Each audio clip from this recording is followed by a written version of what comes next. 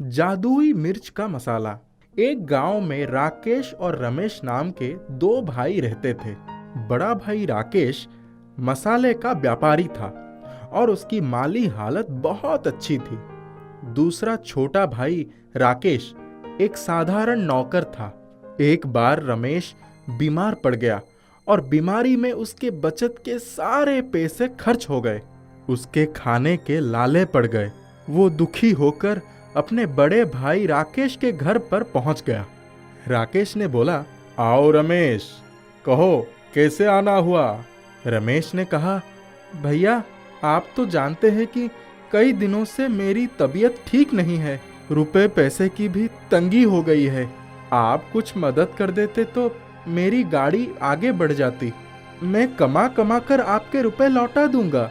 राकेश ने कहा, देखो रमेश, मेरे पास भी ज्यादा पैसे नहीं हैं। रुको, फिर भी मैं देखता हूँ। राकेश दूसरे कमरे में गया और वहां बैठी हुई उसकी धर्मपत्नी ने उसे कहा, आपके भाई आ गए मुंह उठाकर पैसे मांगने। उनको शर्म भी नहीं आती। उन्हें कठिन समय के लिए कुछ रुपए तो जोड़ कर रखना चाहिए थे। 200 देकर जान छुड़ाओ। राकेश ने बोला, ठीक है 200 देता हूँ। रमेश ने अपनी भाभी और भैया की बातें सुन ली थी। उसे बड़ी शर्मिंदगी महसूस हो रही थी। राकेश ने बोला, ये लो 200 है, काम चला लो। तबीयत ठीक हो जाए तो काम पर लग जाओ। जल्द ही मेरे रुपए लौटा देना। तुम्हें रोज कुआं खोदना है, रोज पानी पीना है। रमेश ने बोला, भैया धन्यवाद, मैं जल्द ही आपके रुपए लौटा दूंगा। रमेश की तबीयत ठीक नहीं हो रही थी। उसे फिर रुपयों की जरूरत पड़ने वाली थी। वो अकेले जंगल के रास्ते चला जा रहा था। उसने जंगल में देखा कि एक साधु घायल अवस्था में एक पेड़ के नीचे बैठा हुआ था। रमेश ने बोला, साधु जी प्रणाम, आप घायल कैसे हो गए। फिर साधु जी ने बोला, कल्याण हो बेटा, मुझे एक जंगली चीते ने घायल कर दिया है। बेटा यहीं पास में मेरी कुटिया है, मुझे वहां तक पहुंचा दो। रमेश ने कहा, अवश्य महाराज, चलिए मैं आपको आपकी कुटिया तक पहुंचा देता हूँ। रमेश ने अपने कंधे का सहारा देकर साधु महाराज को अपने साथ ले लिया। साधु ने बोला, बेटा तुम्हारे कपड़ों से मसाले की गंध आ रही है। क्या तुम्हारा मसाले की व्यापार है। रमेश कहता है, महाराज मेरे बड़े भाई मसाले की व्यापारी हैं। मैं उन्हीं से रुपया लेने गया था। मैं तो एक साधारण नौकर हूँ और मसाले के दुकान और गोदाम में ही काम करता हूँ। साधु ने बोला, क्या मसाले की व्यापार में अच्छा लाभ मिलता है। रमेश कहता है, हाँ महाराज, मसाले के व्यापार में अच्छी खासी आमदनी होती है। साधु महाराज की कुटिया आ गई और रमेश ने उन्हें सहारा देकर अंदर बिठा दिया। उनके घाव पर जड़ी बूटी का लेप लगा दिया। मेरे लिए और कोई सेवा हो तो बताइए। साधु ने कहा, रुको बेटा, ये लो, मैं तुम्हें कुछ मिर्च दे रहा हूँ। रमेश कहता है, महाराज मैं मिर्च का क्या करूँगा। तो साधु महाराज कहते हैं, अरे पगले, ये साधारण मिर्च नहीं है, ये जादुई मिर्च है। तुम दयालु और परोपकारी हो। ईश्वर सदैव तुम्हारा भला करेंगे। इन मिर्च के बीजों को बड़े से खेत में जाकर बो देना और फिर चमत्कार देखना। फिर रमेश ने कहा, बहुत बहुत धन्यवाद, आपके चरणों में मेरा प्रणाम। अब मुझे आज्ञा दीजिए। जब कोई आवश्यकता पड़े मुझे अवश्य याद करिएगा। रमेश घर की तरफ चल पड़ा। रास्ते में लाल मिर्च के चमत्कार के बारे में अनुमान लगाता रहा। घर पहुंचकर धर्मपत्नी ने विलंब का कारण पूछा तो उसने लाल मिर्च के बारे में सब कुछ बता दिया। दूसरे दिन रमेश अपनी धर्मपत्नी को लेकर घर के पास वाले खेत में मिर्च के बीजों की बुनाई करने लगा। अगले ही दिन छोटे छोटे मिर्च के पौधे उगाए। शाम होते होते वो और बड़े हो गए। सभी पौधे बड़े होते चले गए। उनमें फूल और फिर हरी और लाल मिर्च भी सज गई। पूरा खेत दुल्हन की तरह सज गया था। ये देखकर रमेश और उसकी पत्नी फूले नहीं समा रहे थे। एक दिन मुहूर्त देखकर रमेश और उसकी पत्नी ने हरी और लाल मिर्च की तोड़ाई शुरू कर दी। उन्हें सबसे बड़ा आश्चर्य तो तब हुआ जब सारे मिर्च की तोड़ाई के बाद फिर से उन्हीं पेड़ों पर उससे ज्यादा मिर्च सज गई। वो जितनी मिर्च तोड़ते उससे ज्यादा फिर तैयार होकर पेड़ों पर झूलने लगती थी।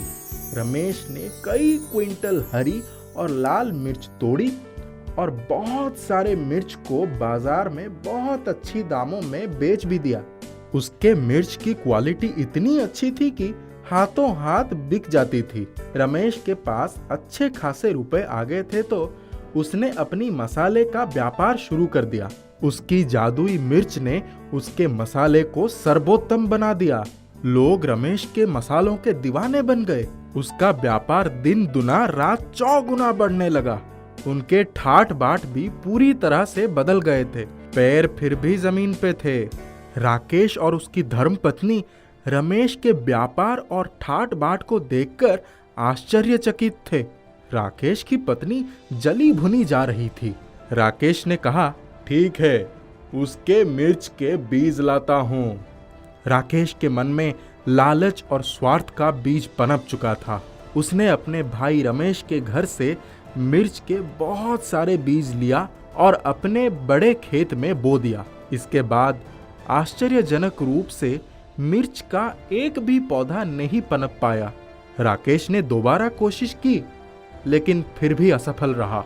लालच और स्वार्थ ने उसकी आशा पर पानी फेर दिया। दूसरी तरफ नेक रमेश अपनी पत्नी के साथ चैन की बंसी बजा रहा था। जादुई घोड़ा। एक गांव में गोलू नाम का एक तांगे वाला रहता था। वो तांगा चलाकर अपने परिवार का पेट भरता था। उसके तांगे में चलने वाली घोड़ी बड़ी ही मजबूत कद काठी की थी। उस घोड़ी का एक बच्चा भी था। गोलू दिन भर तांगा चलाता था, रात को घर लौट आता था। उसके घर के पास उसका अपना एक खेत भी था जिसमें वो सब्जियां उगाता था। गोलू का तांगा जैसे ही घर पर पहुंचता था, घोड़ी का बच्चा दौड़कर अपनी माँ के पास आ जाता था। घोड़ी भी प्यार से उसे चाटने लगती थी। उसके बाद ही वो कुछ खाती थी। जब से घोड़ी ने उस बच्चे को जन्म दिया था, तब से गोलू के घर में अच्छी खासी बरकत हो रही थी। वो तांगे से सवारी ढोकर और सब्जी बेचकर दोहरी कमाई कर रहा था। उसके घर में सारी सुख सुविधा की वस्तुएं उपलब्ध थी। एक दिन गोलू की पत्नी उसके पास आई और बोली, मंटू के पापा, हमें इस घोड़ी की बच्चे को बेच देना चाहिए। ये घर बैठे बिठाए इतना चारा और चना खा जाता है। ये भला हमारा किस काम का? हमारी घोड़ी तो टांगा खींचती है, पर ये तो कुछ नहीं करता। दो दो जानवर रखकर क्या फायदा? फिर गोलू ने कहा, मैं मानता हूँ कि ये चारा और चना खाएगा, लेकिन एक दिन ये बहुत बड़ा घोड़ा बन जाएगा, फिर हमारे बड़े काम आएगा। फिर गोलू की पत्नी ने कहा, अभी तो हमारी घोड़ी टांगा खींच रही है और बाकी बाद में देखा जाएगा। गोलू ने अपनी पत्नी की जिद के कारण अपनी घोड़े की प्यारे बच्चे को पड़ोस के ही फूलचंद के यहाँ बेच दिया। घोड़ी की आंखों से आंसू छलक पड़े थे। वो जोर से हिनहिनाई।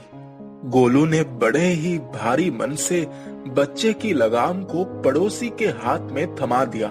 जिस दिन से घोड़ी का बच्चा गोलू के घर से गया, उसके साथ साथ सारी बरकत भी चली गई। गोलू की सब्जी की खेती चौपट हो गई। वो स्वयं बीमार रहने लगा। आमदनी बहुत कम हो गई। गोलू के सर पर कर्ज चढ़ता चला गया। एक दिन गोलू की घोड़ी बीमार हो गई। गोलू ने उसका इलाज करवाया, लेकिन कुछ फायदा नहीं हुआ।